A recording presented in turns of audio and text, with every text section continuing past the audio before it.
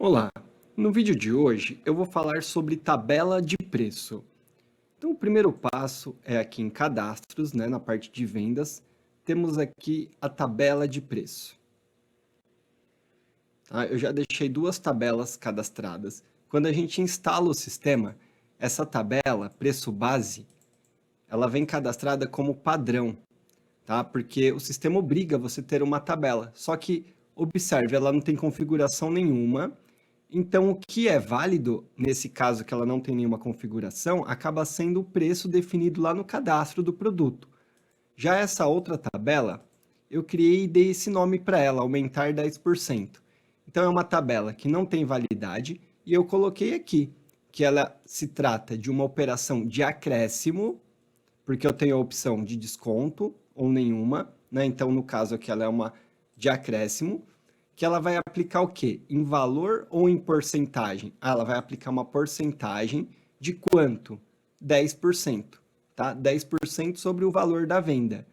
E aqui eu vou definir se eu vou aplicar também esses 10% sobre o custo, e aqui é se eu vou ou não aplicar a margem, tá?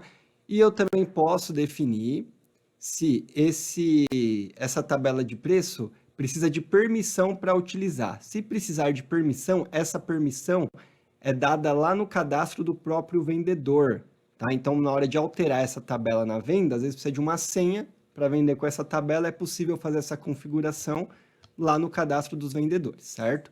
Então, uma vez que eu gravei a minha tabela de preço aqui, eu posso entrar aqui no PDV, vou selecionar um produto, essa água mineral, por exemplo, ela custa R$6 e a tabela padrão dessa venda é o preço base, né? Que é aquela tabela que nós criamos como padrão. Se eu der um Ctrl T, que é a tecla de atalho, ele vai exibir as tabelas que eu tenho cadastrada e eu vou colocar essa outra tabela, que aumenta 10%. Então, ela já fez o aumento aqui, né? Foi para R$6,60. Então, nessa venda, se aqueles dois parâmetros também de atualizar o custo tivesse selecionado, o custo para essa venda também aumentaria nessa tabela, tá?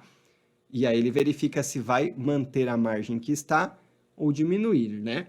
Então, maravilha, é assim que a gente utiliza a troca de tabela de preço e o cadastro de tabela de preço dentro do sistema, tá? Agora, um ponto interessante, você pode também definir essa tabela de preço, por exemplo, em um grupo de produtos. Eu tenho aqui o cadastro de produtos.